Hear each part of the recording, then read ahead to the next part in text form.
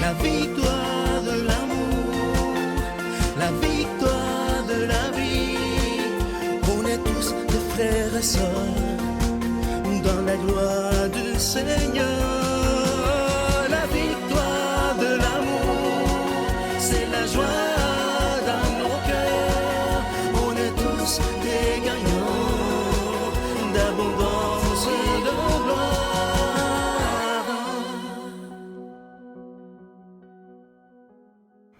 Bon samedi, bienvenue à votre émission de la Victoire de l'amour. Si vous saviez comment je suis heureux de vous retrouver pour qu'on puisse parler ensemble de la priorité des priorités. Et aujourd'hui, on rejoint notre amie Mylène Kéry pour sa si belle chronique et l'homélie avec notre ami de Paris, le bon père Michel Marie.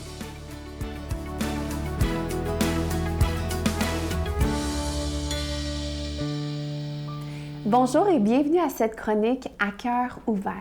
Aujourd'hui, le titre de ma chronique, c'est « Déposons nos pierres ». Peut-être tu dis « Oh, c'est pas bizarre un petit peu ça comme titre, Mylène, en ce samedi matin tôt? » Eh bien, suis-moi, ok? Reste avec moi, regarde bien. Je te raconte une histoire biblique ce matin, trouvée dans Jean 8. Et je l'ai résumée en quelques lignes parce que je veux être sûre de ne rien manquer. Alors, je vous la lis. Des chefs religieux amènent à Jésus une femme surprise en adultère. Ils la placent devant tout le monde, l'exposent publiquement et rappellent que selon la loi, elle devrait être condamnée. Mais leur intention n'est pas seulement de juger la femme, ils veulent aussi piéger Jésus.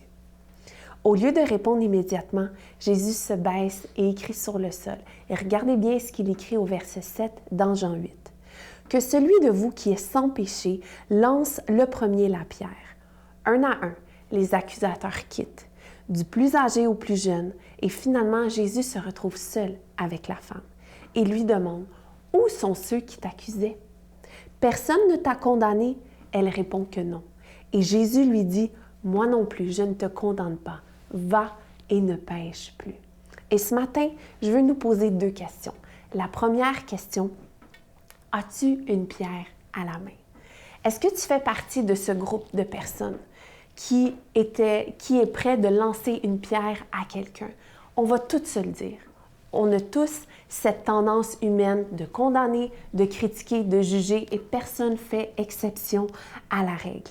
Mais si on cherche dans la Bible un peu plus sur cette femme, sur l'histoire de cette femme, ça ne nous dit pas grand-chose qui a mené cette femme à faire ce qu'elle a fait. Par contre, on sait, par exemple, qu'elle a dû vivre quelque chose parce qu'elle n'a pas fait ce qu'elle a fait comme ça du jour au lendemain. C'est sûr qu'elle a dû traverser quelque chose. Et vous savez, derrière chaque décision, il y a une histoire. Derrière chaque chute, il y a un chemin qui est vécu. Et la foule ici, par contre, ne pose pas de questions. Elle est juste prête à lancer la pierre et ne pas savoir exactement qu'est-ce qui est arrivé. Mais moi, je vais nous amener à cette réflexion de dire, et si on déposait nos pierres?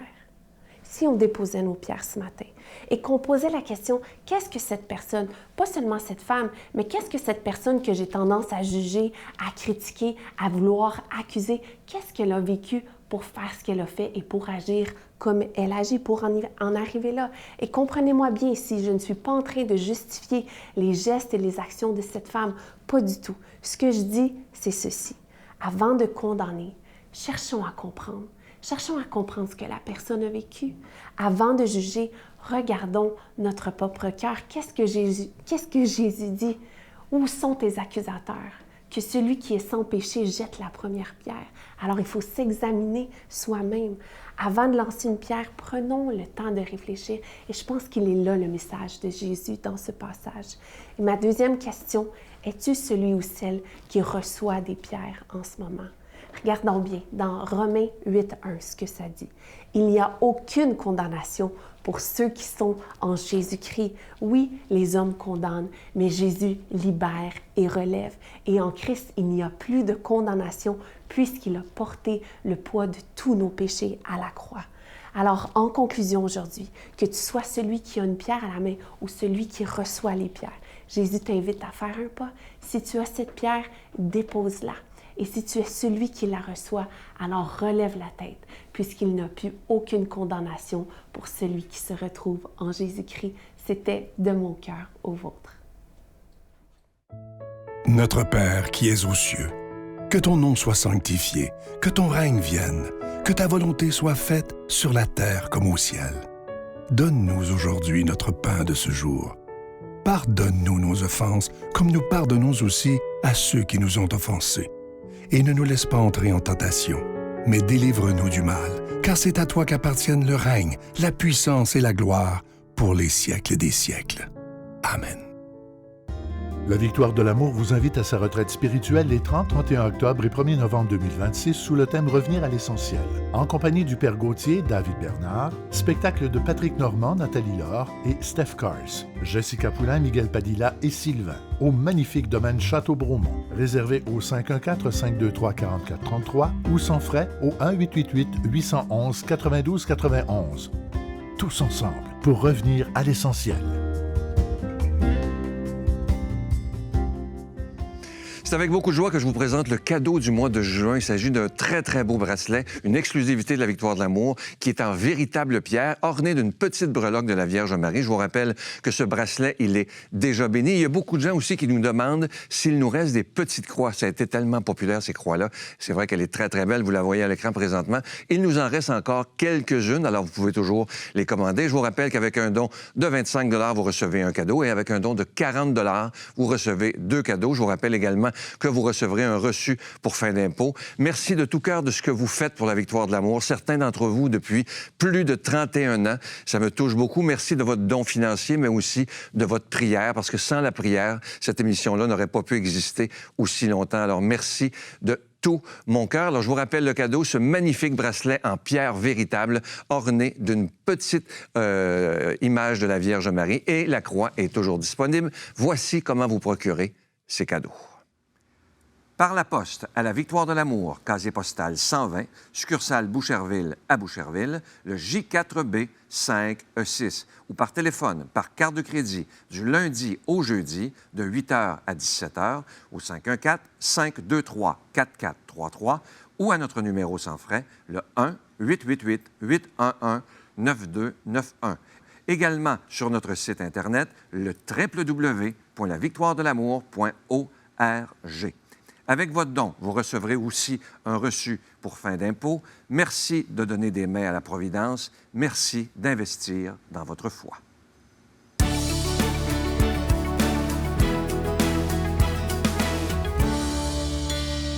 Mon Dieu, donnez-moi la sérénité d'accepter les choses que je ne peux changer, le courage de changer les choses que je peux et la sagesse d'en connaître la différence. Amen.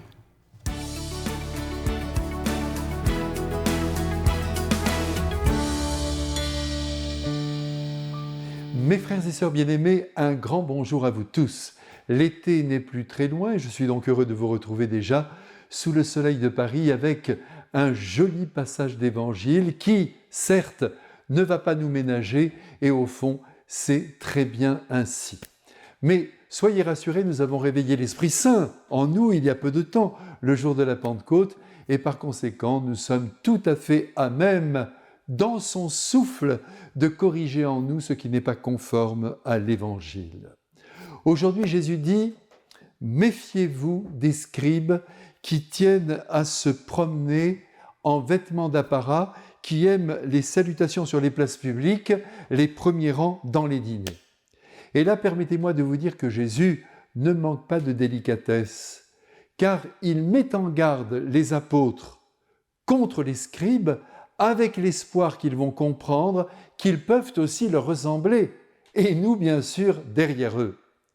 La recherche de la reconnaissance sociale, la volonté d'exister aux yeux des autres, de jouer sur l'apparence pour être estimé ou envié, ce sont des manières d'être et de nous comporter auxquelles nous sommes tous sujets.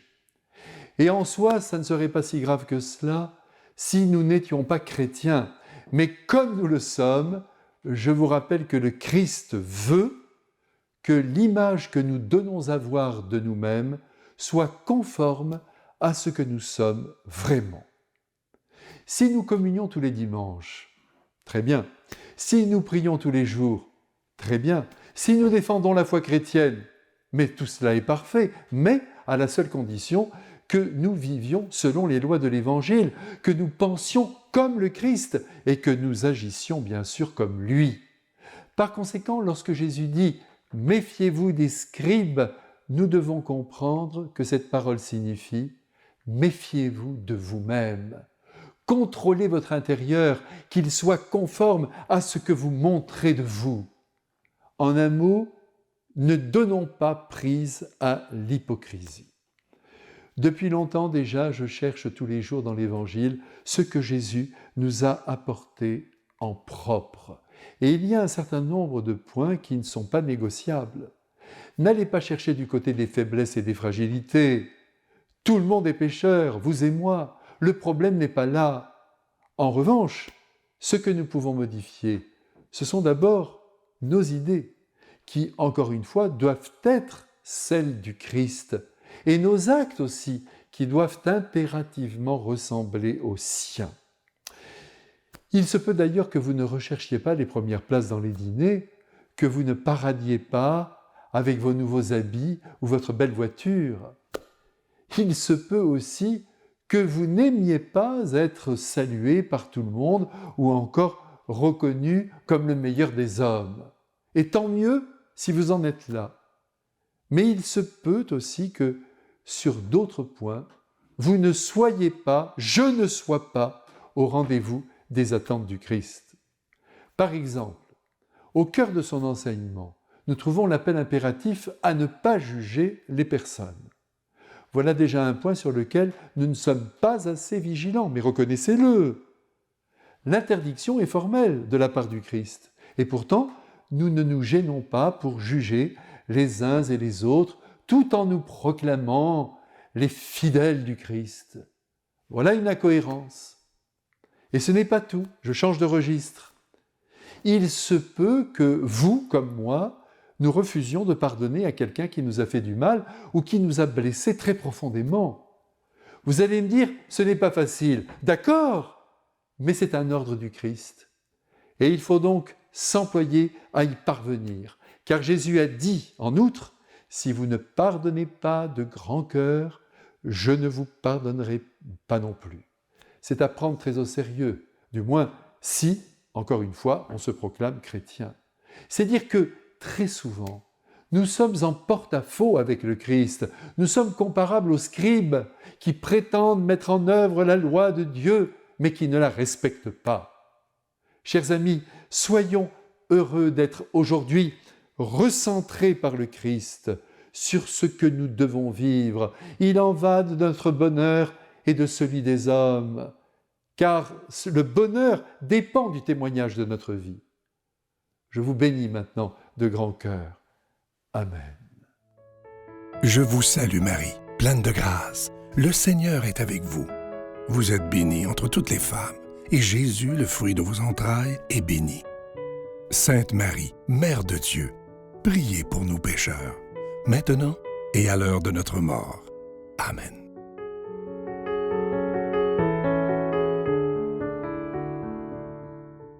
Comme je vous le disais hier, ne manquez pas l'émission de demain. J'ai eu ce grand privilège de pouvoir interviewer France Castel. Je dois vous dire que ça a été des moments absolument inoubliables. Je ne l'oublierai jamais. Elle était d'une grande générosité, d'une gentillesse extraordinaire. Et elle nous présente à la fin de l'entrevue une de ses amies qui est atteinte de paralysie cérébrale et ils vont chanter ensemble. C'est tellement beau et tellement touchant. Moi, ça m'a arraché les larmes. Sûrement que ça va vous arracher les larmes aussi. Mais ne manquez pas ça et surtout parlez-en autour de vous parce que France Castel, c'est vraiment quelqu'un que le Québec aime. À demain. Bye. Ah, à l'intérieur de France, quand tu apprends ça après un scan, c'est sûr que tu dis c'est un miracle. C'est sûr que tu es dans la gratitude. T'es mon étoile pour voir devant, même si j'avance, je peux tomber, j'avancerai évidemment pour voir le monde sans m'arrêter.